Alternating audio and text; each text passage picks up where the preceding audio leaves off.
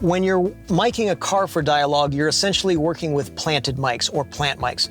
A lot of people think a plant mic is a microphone that is stuck inside of a plant, and that is not true at all. Plant mic means that you are planting or placing the microphone somewhere on the set to pick up dialogue. Even if it's just one word, every line that's in the script needs to be recorded, so you need to have a mic somewhere to pick up that one word. In a car, we plant the mics anywhere we can, and the name of the game is simple: make it sound good without being seen by the camera.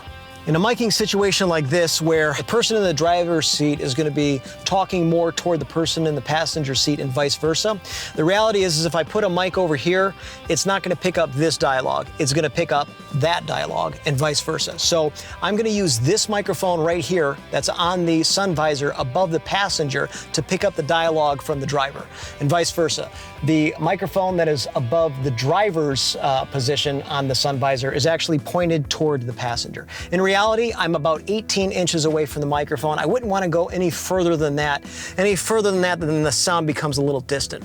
Right now, I've got the Wireless Go positioned above the talent on the visors. I can also do this. So for example, this visor right here has the Wireless Go that's going to pick up the driver. If I wanted to, I could take this same Wireless Go and then mount it on the dashboard. So if the driver is doing what he should be doing, which is looking forward as he's driving, he's not going to turn his head that way. Therefore, that microphone might not pick up his dialogue. In this situation, I'm going to want to have the microphone in front of his voice to pick up his dialogue. So right now I've got it on the dashboard.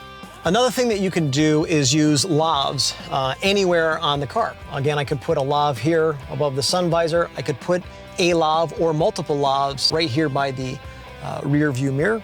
A microphone to the steering wheel, but keep in mind safety first. So if the person is not on a trailer bed and they're actually driving the vehicle, they're gonna need to be able to turn the wheel. So make sure that they've either got enough cable or you've positioned the mic in such a way that it doesn't affect the wheel itself. You can see right here, I've got a microphone that's on a spring clamp. Notice that I've got a piece of foam. The purpose of the foam is that when you're driving around, the car is gonna rumble and that's gonna shake. The shaking can then transmit into the microphone and then you get like rumbling sounds. Unfortunately, when you're rolling inside of a car, you have to turn off the air conditioning or the heat because obviously that's going to get picked up by the mics. So certainly make sure that you're listening for it, because if not, you'll get halfway through the next take and go, oh shoot, we forgot to turn off the air conditioning. So make sure that you're monitoring that. Nowadays, everybody has these key fobs. We don't have car keys anymore. However, if you do have a vehicle that has car keys plural, those keys are going to jingle when you're driving around. So eliminate all the keys and only use the one key for the ignition so that when you're driving around, you don't hear any jingling sounds. All right, so now that we got our mics into place, let's listen how the scene sounds. Action. Hey, James, where do you want to go for lunch? You mentioned a good Chinese place. Tell me more about that. Ooh, China Chef on Rochester Road. Do you want to go there? Yeah. Ooh, how do you feel about the chicken?